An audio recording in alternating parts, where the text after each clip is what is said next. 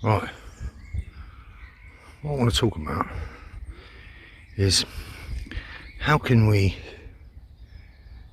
stop feeling fretful? So with everything going on, consistent fear-mongering, you've heard me say it loads of times before, turn off the fucking telly and don't look at the media, but get out in the forest, breathe, meditate, all those things. But if you're actually feeling fretful because you're worried in the moment,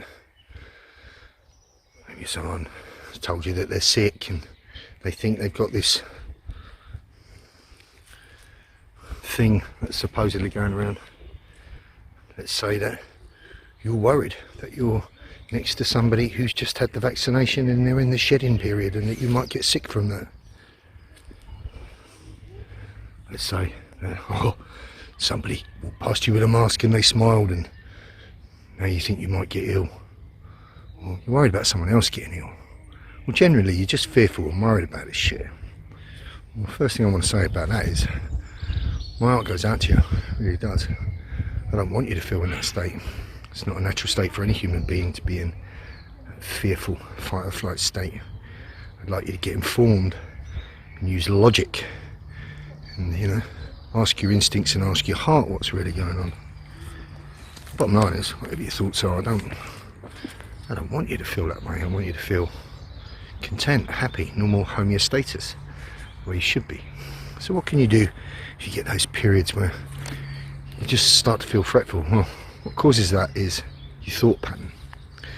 So whether it's a conscious thought because it's something you've just heard and now you're thinking about it, whether it's just happening automatic, subconscious, which is how most of your thoughts happen, you're just innately worrying and you're feeling fretful. You know, what can you do? Bottom line to that is, how do you stop thinking? How do you quieten your mind? Well, coming to a place like this, out into the forest, it's a very useful way. But going anywhere quiet where you won't be disturbed is equally as good, I suppose. Just sit yourself down and try and quieten your mind, and the best way to do that is through your breathing. So one method is the box method, box breathing. So box breathing, simple enough. Sit down, straighten your spine, breathe in to your belly. Breathe into your belly for 2/3 of the air and then let the last of the air go up into your chest. That's the correct way to breathe. And then just let it out. Ideally, breathe in through your nose, out through your nose. Or in through your nose, out through your mouth. Or anyway, just breathe. The box breathing method is, you breathe in for 4 seconds, inhale, retention for 4 seconds, exhale for 4 seconds, exhale, retention for 4 seconds, repeat 4 times. And this will demonstratively take you from an angst state to a relaxed state. It will take your heart rate, if it's banging in your chest because you're suddenly alarmed, to a much calmer homeostasis. Right? So box breathing is simple enough. Just look up for other tutorials on it, you'll find it on the internet. Bottom line, in through the nose for 4, and the rest as I said. So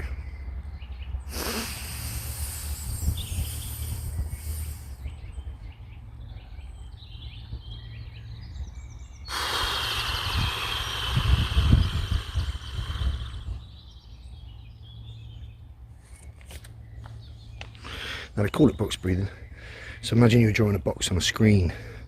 So up, inhale, hold the retention, exhale, hold the retention. 4 or 5 of these breaths calm you down, and when you're calming down, just look to still your mind, to get that unfettered mind where you just see thoughts coming, you just let them go, you don't hold on to them. Quiet mind. So get that Zen moment of now, you get it through the breathing. Another way is, if you're really angst, you know, something along the lines of, you've been really, something's triggered your adrenaline massively, then the fire belly breathing is good. You know, a lot of those holistic health approaches coming from people like Troy Casey, certified health nut. Definitely look at him. I got these breathing methods from him. They're hugely beneficial. It's just methods of holotropic breathing. Wim Hof's breathing method is also great, but there's many, and you should learn them. because they give you control of your heart rate, your emotional state, and most importantly your mind. I'll show you how to do the fire belly breathing, but for now, quiet place, focus on your breathing, still your mind. The other is change your physiology, change the way you hold your body. If you can, when you're angst, try and notice how you're holding your body. So if you're driving and you're getting angst with traffic or something like that, if you noticed, you'll probably slouched forward. Whereas if you were stood tall and somebody drew a line on a blackboard in line with your eyes, and you wanted to keep your eye line above that line on the blackboard, that would be a non-afraid posture. That would be a power posture, where your physiology or your body is in a position where you feel strong, confident. It's just like when you throw your arms above your head, the victory pose. Try throwing your arms above your head, tilting your head back and smiling confidently, like you just won a tournament. You just won hard bow. Victory pose. Do that for 2 minutes, change your physiology and your mood for the entire day. So put your physiology or your body language, particularly your non-verbal body language, where you want your mind or emotional state to be. So people that are confident, assertive, powerful, happy, excited, optimistic, they all live their life above eye line. Whereas those that are constantly in this fight or flight situation live their life below eye line. Or if you stood them against the same marking on the blackboard, they're below it because they're slouched forward, nose over toes. Nose over toes when you're in the middle of a violent confrontation is the only way to be. But nose over toes outside of that is just the physiology that accompanies fear, depression, foreboding, sadness, just fucking unhappy. So change your physiology. You know, give it in simple terms. You can walk around in a loser posture, or you can walk around in a winner posture. And look at this stuff, do your own research. So much backed up scientific evidence. So find a quiet place that's your place, where you can just be you on your own, nature's best.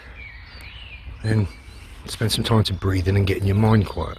Is it there you might experiment with meditation, which we'll save for another video. But get quiet. How do you calm the worrying mind right now? Because since you got up this morning, you fucking put the radio on and you're listening to the mainstream bullshit. You got the newspaper, you got the telly on, you've been around people that think in the same way as you, and that's the whole day till you go to sleep. It's a cycle. I said to you before, we're a single living organism on the planet that can live in that fight or flight state. We need to be in the feed and breathe state, homeostasis. So the only thing that puts you there is your thinking. I've said many times before, how you think affects how you feel. How you feel affects what you do. What you do affects the results you get back. It's classic NLP, but take it further. Your thoughts and your feelings. Your thoughts create your feelings. Therefore your thoughts and your feelings are your total state of being. Because all there is now. Moments of now, like we said before. So right now, where I am, it's beautiful. You can hear the birds, you can hear the stream. People in the distance. You hear the hum of a bee just now. You can hear the air as I breathe it. When I sit and I unfetter my mind, I can quieten it and be in that moment of still, where I can tune in and feel my cells moving, feel my heartbeat, feel my muscles relax, feel my inner essence self, where the mind is totally quiet. It's just me, totally quiet. In that moment, like right now, I'm in no danger. the what you might be worrying about hasn't happened yet. It's not happening right in this moment. So why waste this moment, which is all you got, onward until you check out and shuffle off this mortal coil. All you've got is this moment and what follows it, and what follows it, and what follows it. So you've got to live it. You live it by quietening the mind. Because the mind will either consciously think about something to worry about, because somebody's told you something, you've read something, you've just seen something, and that needs to be addressed when necessary. The fight or flight response is necessary, but only when it's necessary. The fight or flight in your conscious mind because you've got an immediate problem is necessary. But the fight or flight response doesn't live in your conscious mind. It lives in your subconscious mind. The one you don't notice, the one where it's thinking thoughts for you on autopilot. And those thoughts it's thinking for you all relate to fearful thoughts. What if this happens? What if that happens? Unknowingly to you. So they're creating the feelings of constant edginess, fed up, foreboding, depression, just not fucking happy. And you don't even know why. Well, that's why. So you need to get in control of your thoughts, because your thoughts create your feelings, and your feelings are your existence in this moment, and this moment, and the next, and the next, and the next, and that's all you got. So live every one of those and quiet that fucking mind down. So your current perception is your reality. And if your current perception is cool, because everything's cool around you, because it hasn't happened yet, nothing's happening to me right now, this moment's cool, it's good, and they're the feelings you'll elicit from that thought. So you've got to lose your mind and come to your senses, as they say. When you quieten your mind, you walk around maybe a place like this, you might take in everything you see, everything you hear, everything you feel, everything you smell, everything you touch and taste if you're going to eat a nice healthy snack.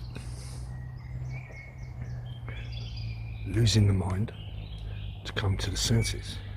That's being here now. But most of it becomes a habit, and you've got to check it, you've got to recognise it. Because, you know, if you're constantly running those negative patterns in the forefront because you never look at your mind, you never take a moment to still it and notice how the subconscious thoughts come in, and then you recognise them, you can just let them come and go through meditation. You can also realise, why am I thinking like that? You can change that thought pattern once you're consciously aware of it. Because like I said, fight or flight fear response lives in the subconscious and runs a program consistently. Only comes to the conscious brain when you really need it, which is when you need it. You don't need it in the subconscious brain happening on autopilot, because you're losing every moment of now. And that changes you. What you turn into, you tune into. What you focus on grows. So focus on better thoughts. So just to recap, feeling a little bit angst, pause, stop, do some breathing, get the heart rate down, quieten the mind, change your physiology, take that victory pose, breathe, calm, get control, look around you, realise in this moment I'm alright, in the next moment I'm alright. If I can control these series of moments, and I'll control the event. Peace. Right, one thing you can do to get yourself under control is get control of your breathing, so you'll lower your heart rate. A good one to use is, it's called belly of fire. So you breathe in through your nose, fast, in and out, contracting your abdomen. And the final breath in through the nose, really deep, filling the belly up into the chest, and hold that with tension, 30 seconds. And then just let it go out your mouth. And then bring your breathing back to normal in and out through your nose. Right? First of all, you've got to clear your nose, a bit of a snot rocket. So once you breathe, so half a breath, and then through the nose,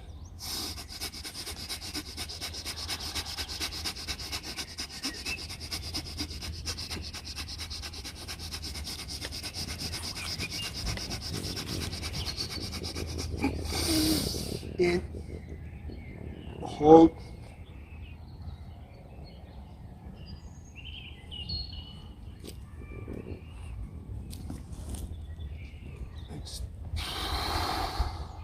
Here we go.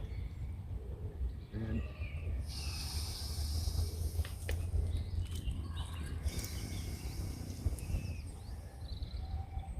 then out through the nose.